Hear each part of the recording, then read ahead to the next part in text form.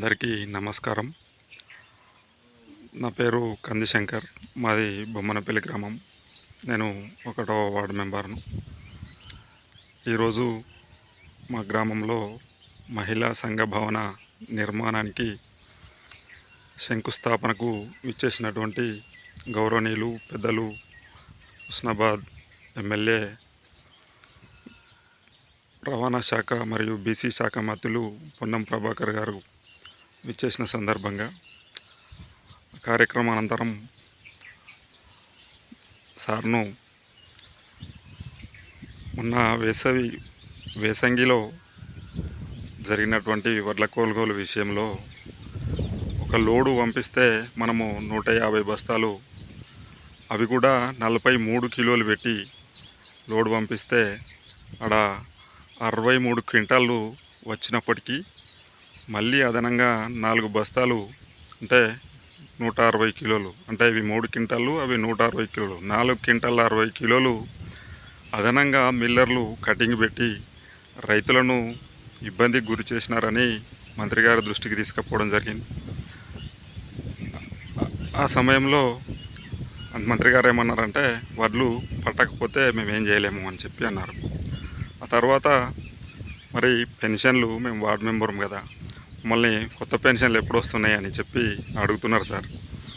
మరి పెన్షన్లు ఎప్పుడు ఇస్తారు సార్ అని చెప్పి అడగడం తోటి సారు కోపానికి వచ్చి,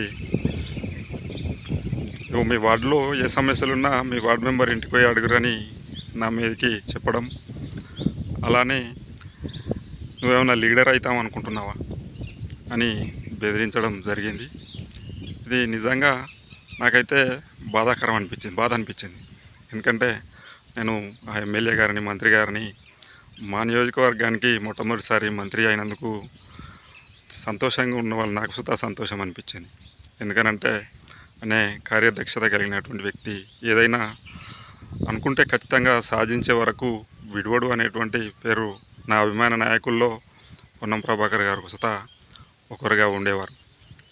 ఆ దుద్దేశంతో నేను రైతులకు జరిగిన అన్యాయాన్ని ఆయన తీసుకుపోవడం వలన ఈరోజు ఆ విధంగా మాట్లాడడం. సరే, నేను వార్డు మెంబర్ను, నా మీదకి నా వార్డు ప్రజలను ఉసిగొల్పినట్టు మాట్లాడినప్పుడు, మరి మీరు ఒక నియోజకవర్గానికి ఎమ్మెల్యే గారు, మరిగా మీరు ఒక రాజ్యాంగబద్ధమైనటువంటి పదవిలో ఉండి రాష్ట్రంలోనే ముఖ్యమంత్రి గారి తర్వాత మీరు ద్వితీయ స్థానంలో ఉంటే రెండో స్థానంలో ఉన్నటువంటి మంత్రి వర్యులు ఇలా మాట్లాడడం నాకు నిజంగా నా మనసును బాగా కలిసివేసింది. నాకైతే ఇప్పటికీ 3-4 గంటలైనా నేనేదో అదనిపించి నాకు బాధ ఇప్పటికీ నాకు అదనిపిస్తలేదు. చాలా బాధపడుతున్నాను. ఈ సందర్భంగా అందరూ గమనించాలని కోరుకుంటున్నాను.